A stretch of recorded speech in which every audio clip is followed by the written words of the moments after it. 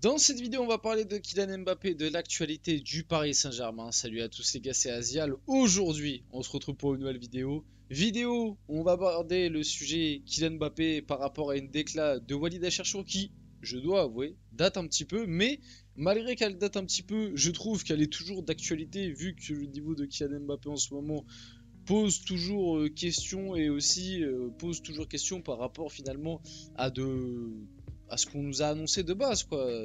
Où est-ce qu'on a placé Kylian Mbappé de base? On l'a placé à la table des plus grands. Est-ce que finalement par rapport à ce qu'il propose depuis ces dernières années, fait-il vraiment partie des plus grands euh, de ces plus grands à côté de qui on l'a annoncé, comparé.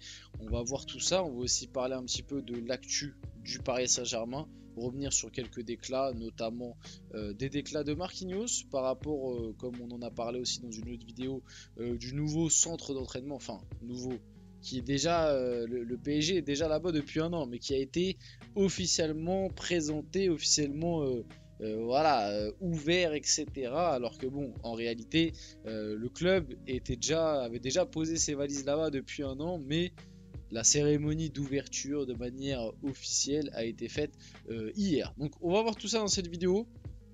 Avant que la vidéo commence, n'hésitez pas à la liker, à commenter, à partager et à vous abonner. Ça fait toujours plaisir et ça aide pour le développement de la chaîne. Et nous, on va pouvoir y aller dès maintenant et revenir du coup sur cette déclat du bon vieux Walid Acharchour. Donc Walid Acharchour sur Kylian Mbappé, je vous ai dit que ça date un petit peu. Hein. C'était sur la fin de saison dernière par rapport à sa période PSG. Mais comme je l'ai dit, finalement, ça rejoint un peu des problèmes qu'il a toujours actuellement et des débats qu'on peut toujours faire.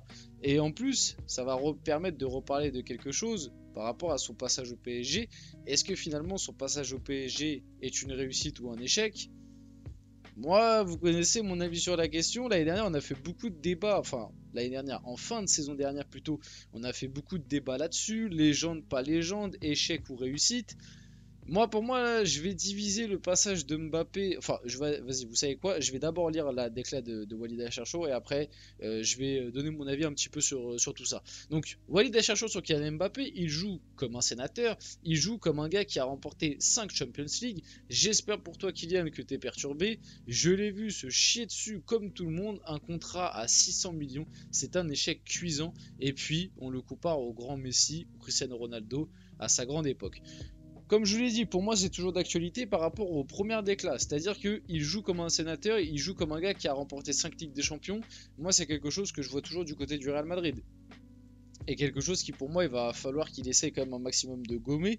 On en a beaucoup parlé ces derniers temps, on est beaucoup revenu dessus. Notamment sur le fait que il court de moins en moins de kilomètres par rapport, enfin au fur et à mesure que sa carrière avance. C'est quand même inquiétant, on parle d'un mec de 25 ans, il court moins que Messi quand on a 36 en termes de statistiques. Et puis, avec le ballon, il t'apporte pas autant que Messi. Et on en revient exactement à ce que je vous expliquais, ce que je vous expliquais plein de fois. Mbappé, à l'heure actuelle, qu'est-ce qui te rapporte et qu'est-ce qui te coûte? Est-ce qu'à l'heure actuelle, Mbappé, il te rapporte vraiment plus que ce qui te coûte? Je pense que du côté du Real, à l'heure actuelle, c'est quand même très compliqué d'affirmer qu'il t'a plus apporté depuis qu'il est arrivé dans ce début de saison qu'il t'a coûté. Parce que tu vois l'avant-après par rapport au Real de l'année dernière et au Real de cette année, même si c'est vrai qu'il y a aussi le départ de Toni Kroos, mais bon, la différence est quand même flagrante. Et pour le moment, Mbappé, il brille pas non plus. Donc par rapport à ça, c'est toujours d'actualité. Le fait qu'il joue comme un sénateur, voilà, au bout d'un moment, je sais pas, le mettre un peu sur le banc, je sais pas. Comme je vous l'ai dit, hein, le Real Madrid nous a pendant des années, enfin les supporters du Real, plus particulièrement, nous ont expliqué pendant des années, quand du côté du PSG à des moments ça se passait mal, nous ont expliqué qu'avec eux ça allait pas mal se passer, que eux c'était la grande institution qui voilà, savait parler aux joueurs, savait les sanctionner quand ça se passait pas bien, etc. etc. Bah moi j'attends de voir parce que moi comme je vous l'ai dit, je suis désolé mais depuis le début de la saison je vois exactement pareil que ce que je voyais au PSG. C'est-à-dire un joueur qui sans ballon ne fait aucun effort, un joueur qui est titulaire indiscutable, qui joue les 90 minutes même quand il est pas bon. Donc ouais ok, à la limite, vas-y je peux dire il a peut-être un peu plus d'envie que sur ses dernières années au PSG. Mais à part ça, et encore, vraiment léger, hein, léger l'envie. Mais à part ça, moi je vois exactement la même chose qu'au PSG. Je vois pas un joueur qui est métamorphosé ou un Real Madrid qui prend des décisions fortes. Donc bon, voilà par rapport à ça. Bon, sur le côté perturbé, etc.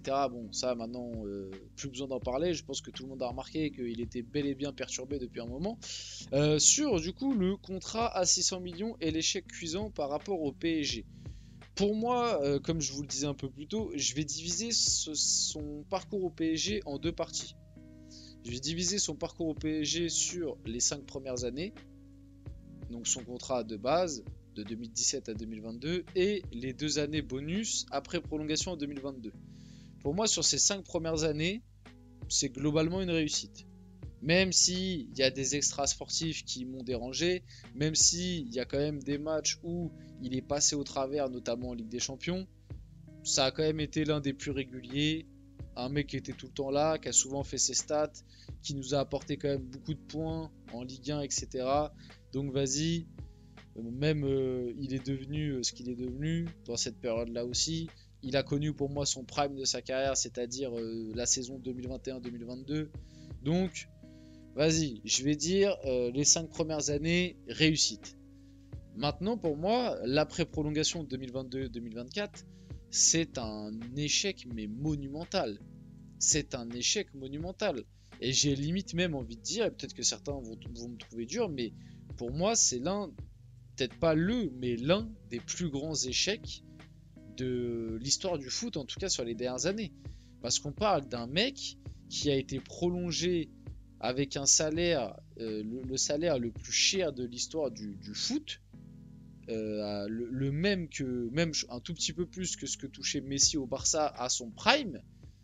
Un mec qui en plus de ça au final part libre au bout de 2 ans et qui sur ces 2 années-là te fait ses 2 pires années sous le maillot du PSG. Allez, à la limite, la première année après sa prolongation, on va dire que ça allait encore. Mais l'année dernière, c'était absolument abominable. Sans compter, encore une fois, tous les soucis extrasportifs. Et sans compter le fait que sur ces 2 années-là, il y a encore les échecs cuisants en Ligue des Champions et des matchs où il passe totalement au travers. Des matchs où il passe totalement au travers. Alors que c'était censé être la référence. C'était devenu son équipe, ce qu'il a toujours voulu. C'est-à-dire que salaire exorbitant, l'équipe qui tourne autour de lui, avec un recrutement qui quand même facilite, on va dire, un recrutement qui va dans son sens. Tout ça pour donner un huitième où tu te fais sortir honteusement face au Bayern. Et l'année d'après, ok, tu fais demi, mais la demi, on la fait pas avec un grand Kylian Mbappé. Il a été bon au huitième face à la Sociedad, ok. Sur le quart de finale face au Barça, pour moi, en réalité, bon, il apporte quelque chose, bien évidemment, mais c'est pas du tout l'homme providentiel. Donc voilà. Et puis, pour finir, on le compare au grand Messi et Cristiano Ronaldo à sa grande époque, et j'ai pas besoin de développer plus longtemps. Pour moi, c'est de la connerie. Il est pas du tout à la cheville de Messi et Cristiano Ronaldo. Je pense que maintenant, on s'en est rendu compte, et tous ceux qui ont voulu nous vendre ça pendant des années, j'espère que se rendent bien compte de la débilité qu'ils ont pu dire à l'époque. Marquinhos sur le niveau du PSG cette saison, à mes yeux, c'est le meilleur club et j'ai les meilleurs coéquipiers du monde. Bon, Marquis, m'en doucement, s'il te plaît. Mais la vérité, c'est les résultats. On a désormais que des finales à jouer en Champions League. Et ça, par contre, c'est bien vrai. Et d'ailleurs, le prochain match face au Bayern, les gars, je suis pas hyper confiant. On l'attend avec impatience. Mardi, les gars, j'espère que vous allez être présents sur la chaîne. Le débrief sera là. Et on va parler de ce match qui va être quand même très compliqué. Nuno Mendes souffre d'une entorse à la cheville droite après ses matchs avec la sélection. Il restera en soins aujourd'hui avec le PSG et il jouera pas du coup le match de ce soir face... c'est contre qui qu'on joue ce soir face... J'ai complètement oublié. Mince, j'ai complètement oublié contre qui on jouait ce soir. Bref, il loupera le match de ce soir. Luis Enrique a parlé de ça, donc il a parlé de la blessure de Nuno Mendes. Il a dit ce n'est pas grave, je ne sais pas s'il sera là face au Bayern. Ah, ça c'est quand même inquiétant. Si on n'a pas de Nuno Mendes face au Bayern, envoyer Beraldo face au Bayern à l'Allianz Arena.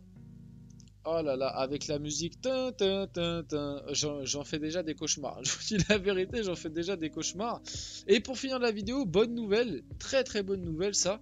Achraf Hakimi a prolongé son contrat jusqu'en 2029 avec le PSG. Ça n'a pas été encore officialisé. Quand ça le sera, je pense qu'on pourra peut-être en accorder une plus grande partie. En vrai, la prolongation de Hakimi, on a déjà abordé le sujet sur la chaîne, donc je vais pas faire hyper long. Mais très très bonne nouvelle, très content. Moi qui pensais qu'il allait suivre Mbappé au Real Madrid, et comme je pense beaucoup de gens, je suis très content qu'il prolonge son contrat au club. Surtout qu'on va pas se mentir, à l'heure actuelle, Hakimi fait partie des meilleurs latéraux droits au monde, et ça fait plaisir de pouvoir sécuriser un joueur comme ça au club. On finit la vidéo là-dessus. J'espère que cette vidéo vous a plu. Si c'est le cas, n'hésitez pas à la liker, commenter, partager et vous abonner les gars. C'était Asial. On se retrouve très rapidement pour une prochaine vidéo.